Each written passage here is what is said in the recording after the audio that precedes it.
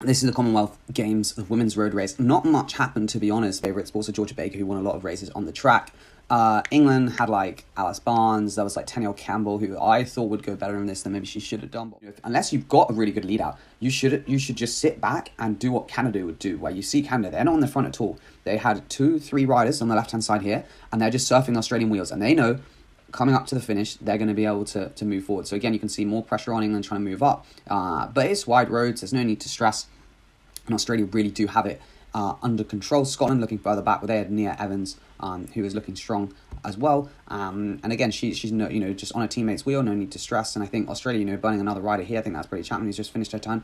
And they've now got like only 3 or 4 riders left, but 1.7k to go should be enough because they don't need to really drill it too fast. Wales, I'm not really sure they knew exactly who they were going for, to be honest. I think it was probably a little bit like, no necessary team leaders. So in reality, it was going to be a tough one to beat Australia just because they did have the strongest riders by far in terms of like the most women's world tour riders, and they also ride a lot for the same team. You can see here like there's a lot of bike exchange people. So it was as always, a lot of track riders as well. Georgia Baker, for example, she's won a fair few medals on the track this week. So again, not ideal in order to beat them if you're not like a really, really strong sprinter. 1.2 kilometers left, 4 riders. 5 riders, but 4 riders in front of that sprinter. This is looking very good for Australia. And look where England are. They're miles back. England on the right-hand side, not good. But Canada now moving up on the right-hand side. And this is what I'm talking about. 1k to go. You've got 2 people in front of your sprint train. That's what you need. And Australia now only have actually 1 rider ahead. But look at Alice Barnes in the middle. She's riding the canyon. She's hopping onto the Canadian train. She's doing well there.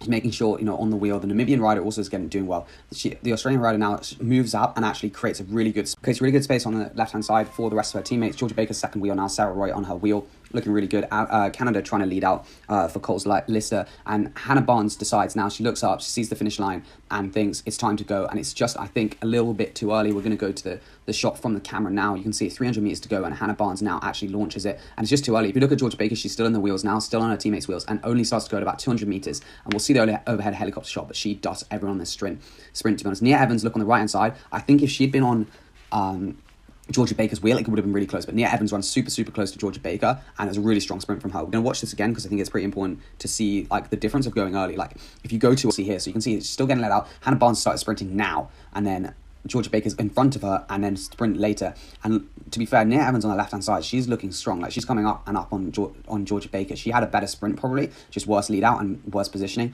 And Sarah Roy managed to get the 3rd place ahead of the Namibian rider, Vera Lusa. So anyway, cheers for watching. Hope you enjoyed this quick video, and I'll see you in the next one.